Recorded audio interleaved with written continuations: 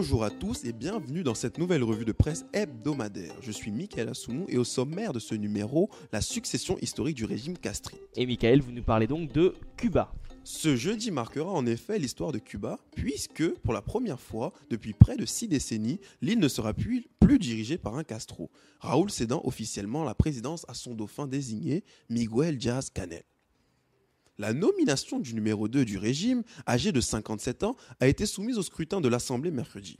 Au moment de l'annonce de sa candidature unique, l'héritier aux cheveux gris et son prédécesseur de 86 ans se sont donné une franche accolade, aux airs d'adoubement, confirmant ce que beaucoup anticipaient depuis plusieurs mois. En tout cas, et c'est pas moi qui le dis, c'est Le Monde, il y a un réel changement qui s'opère. En démocratie, cela pourrait s'appeler le changement dans la continuité. Mais Cuba n'est pas une démocratie. Dans les régimes dictatoriaux, la dose de continuité l'emporte généralement sur le changement. La journée de jeudi 19 avril à La Havane, où Raúl Castro, 86 ans, frère du défunt Fidel, devait céder la présidence du Conseil d'État à Miguel Díaz-Canel, unique candidat, ne fait malheureusement pas exception à cette règle. Pour le progrès, on entre cette fois-ci dans une nouvelle ère, celle de la modernité. Spectaculairement nommé premier vice-président en 2013, après avoir gravi dans l'ombre les échelons du pouvoir cubain, ce pur produit du parti unique, au regard perçant mais au profil plutôt discret, s'est peu à peu imposé aux côtés de Raúl Castro. Ainsi, le régime entend incarner une image de modernité.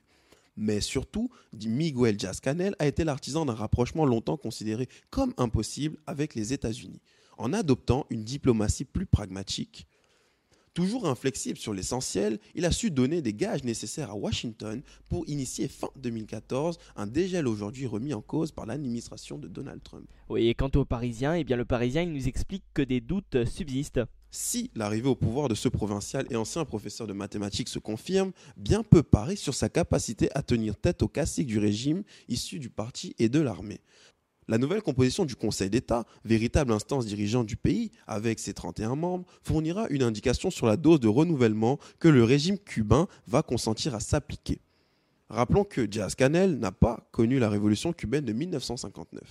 Ainsi, pour Michael Schifter, président du groupe de réflexion dialogue interaméricain à Washington, il est assez difficile d'évaluer la capacité de Díaz-Canel de remplir les fonctions de président.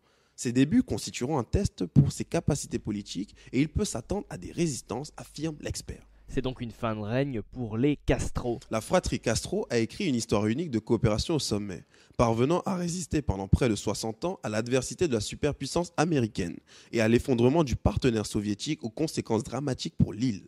Après avoir succédé en 2006 à son frère Fidel, décédé fin 2016, Raúl Castro a engagé une série de réformes autrefois impensables, comme l'ouverture de l'économie au petit entrepreneuriat privé, et a surtout orchestré un rapprochement spectaculaire avec les États-Unis. Ainsi, il est donc légitime de se demander si Miguel Díaz-Canel se risquera à aller plus loin.